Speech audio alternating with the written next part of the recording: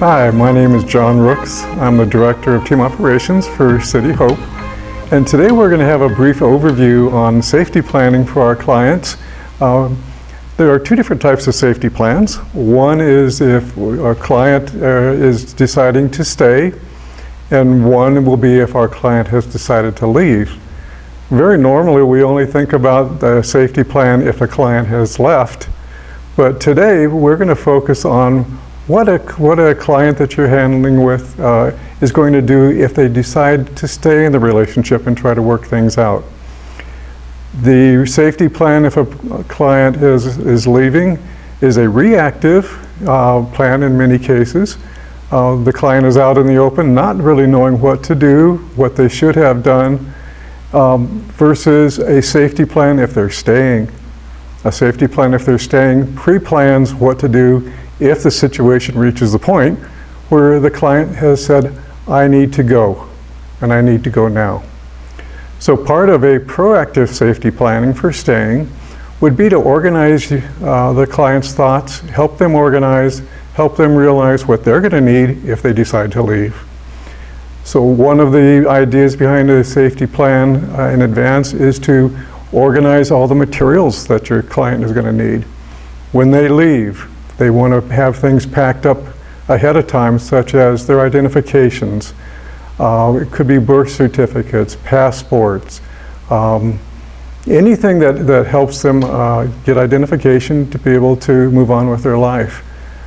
They may want to pack up an extra cell phone, a laptop, personal items, toothbrush, toothpaste, hygiene products. So as they pack up these things, they want to be able to leave it in a safe place. Maybe it's in a part of the house that they know is private. Maybe they want to leave it with a neighbor, a trusted neighbor. So the next phase would be to have all these things ready. Phone numbers, school numbers if they have children, relatives numbers, written down, committed to memory, but written down. Everything we can do in writing ahead of time is the best. Location of where to put this, and a code that can be worked out with a trusted friend. Maybe this is a friend who lives locally. Many times the client just is in a panic, and where do I store this stuff? Who can I call besides calling the police, especially if the person doing the abusing is still there?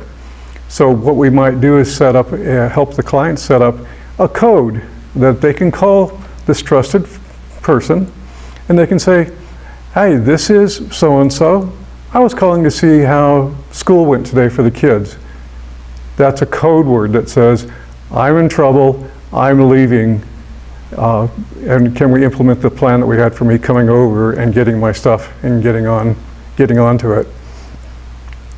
Other strategies could be something as simple as maybe they don't have a code, find a way to excuse themselves from the situation and call the neighbor or be there directly.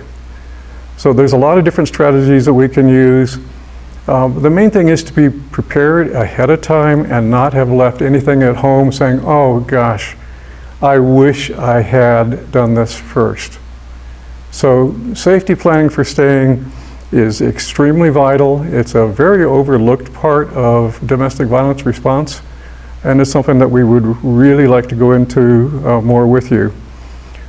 If you have any questions about the safety planning advance, please don't hesitate to let us know. But in the meantime, start thinking about what you would want to be able to do if you had to leave a violent situation. What would you want to have and not have with you? Maybe valuable pictures, maybe jewelry of a certain type. We want to put all that together first, and so that when the client is leaving, they will be proactive in what they're doing.